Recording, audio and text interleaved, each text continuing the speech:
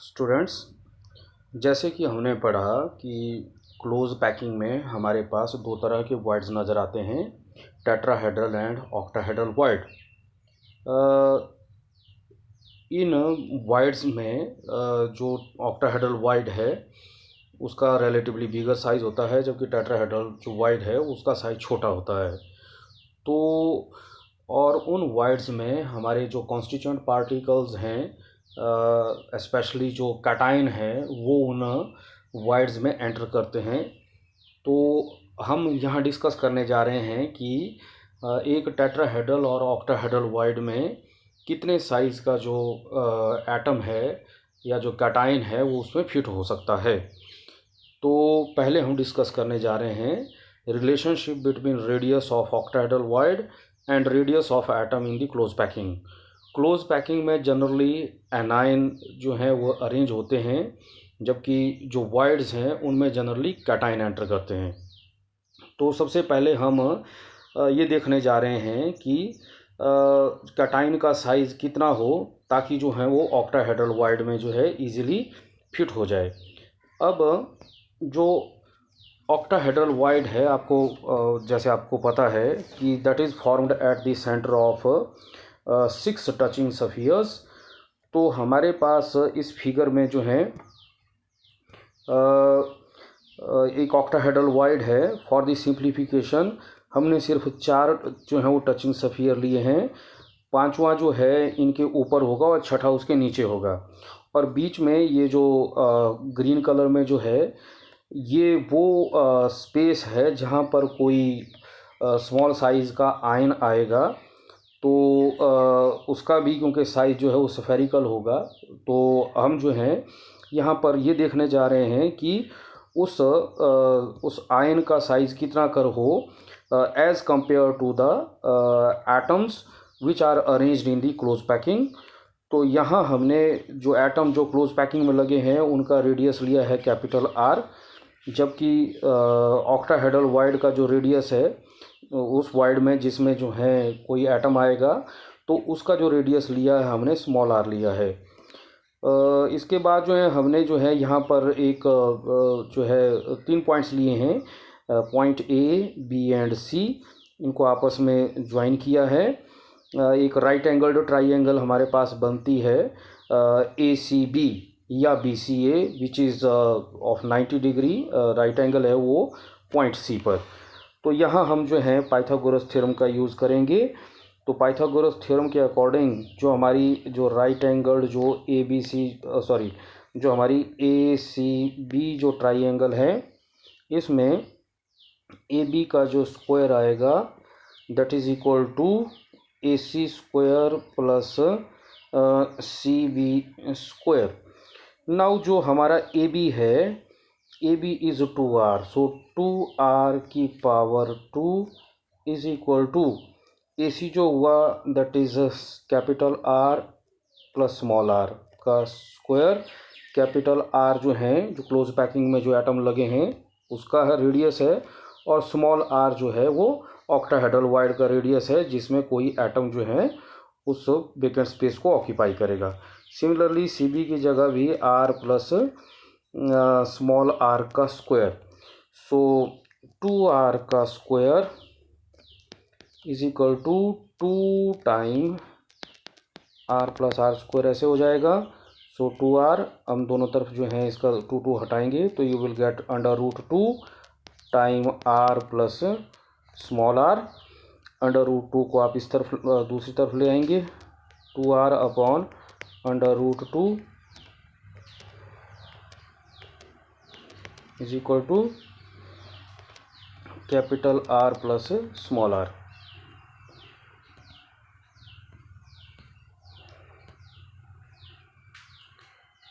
तो नेक्स्ट हो जाएगा that is √2r is equal to capital R plus R। So √2 minus 1 time R is equal to small R. So R is equal to √2 की value होती है 1.414 minus 1 time R। So small r will be equal to 0.414 time capital R। तो हमारे पास जो cation है उसका size जो close packing में जो एटम लगे हैं उसके साइज़ का जस्ट इतना होना चाहिए, दैट इज़ 0.414 टाइम होना चाहिए. Only then it will be able to fit in that particular octahedral void.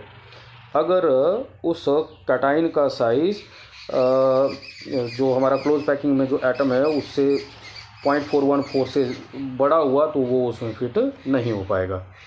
तो इस तरह से ये कैलकुलेट किया जाता है. नेक्स्ट हम करने जा रहे हैं that is size of the tetrahedral void. तो जैसे कि हमने पढ़ा था टेट्राहेड्रल वॉइड जो है वो बनता है at the centre of 4 touching spheres जो अल्टरनेटिव पोजीशंस पे होते हैं. तो इसमें जो कॉर्नर वाले जो सफियर्स हैं they are in contact with each other. So यहाँ पर हम जो हैं एक टेट्राहेड्रल वॉइड ले रहे हैं. तो इसको हम पॉइंट ए बोल देते हैं. This is point B, this is point C. यहाँ पर ये टेट्राहेड्रल वॉइड है जिसका जो रेडियस है स्मॉल आर है.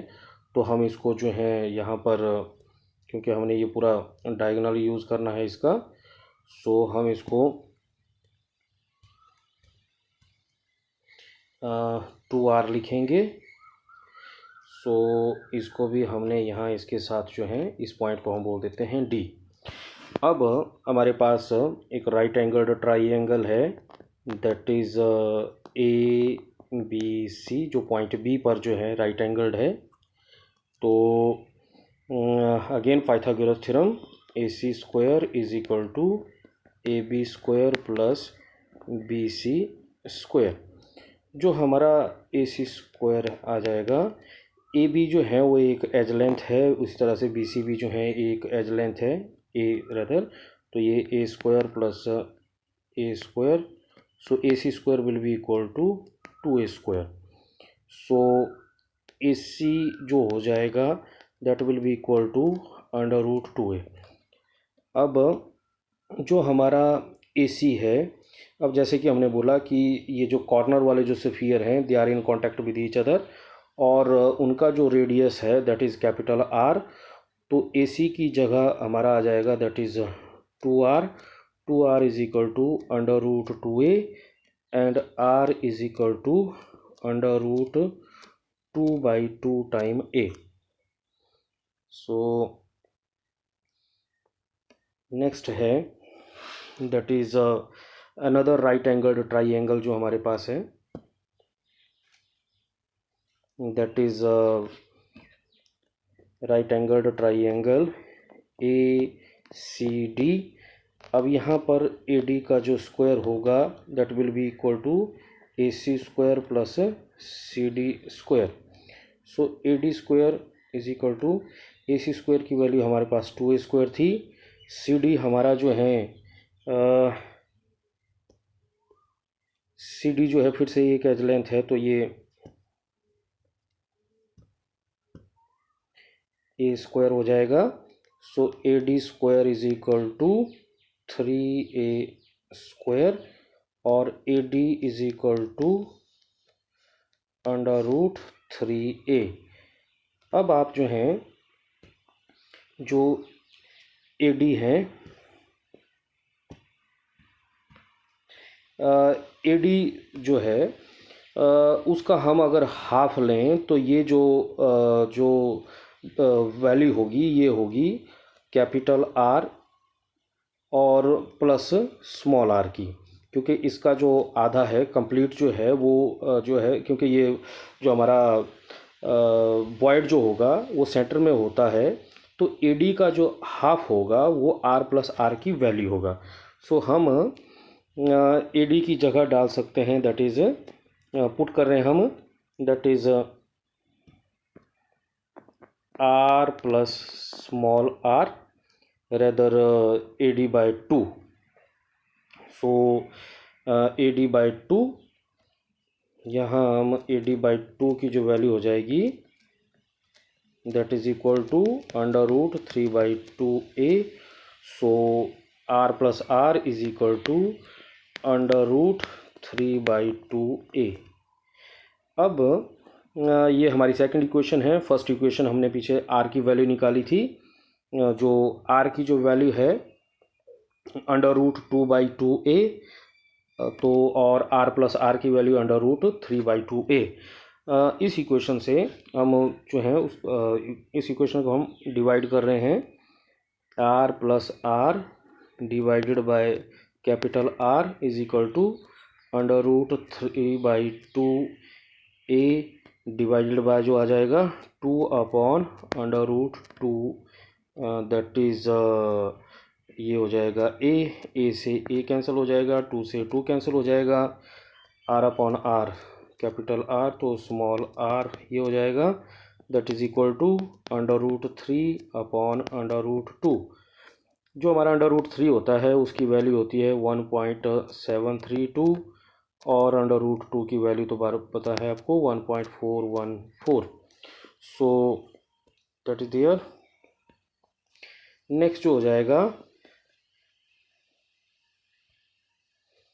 r/R is equal to 1.732/1.414 -1, so r will be equal to, that is 1.732 minus 1.414/1.414, and that will be equal to, ये सारा जो है जब सॉल्व होता है तो it comes out to be 0.225, और ये r दूसरी तरफ चला जाएगा,